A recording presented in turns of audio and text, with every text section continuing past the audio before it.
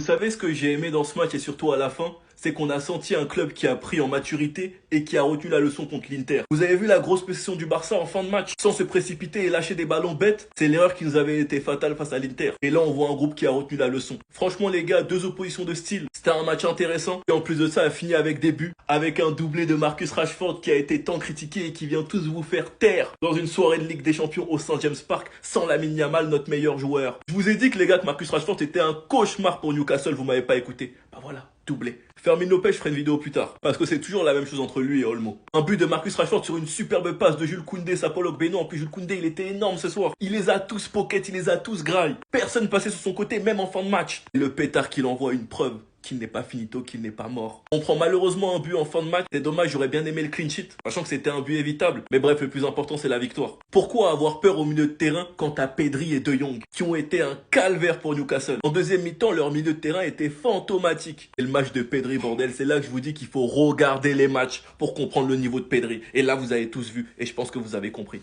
Enfin bref, sinon vous les gars, vous en pensez quoi? Ramenez-vous sur Snap, on s'ennuie.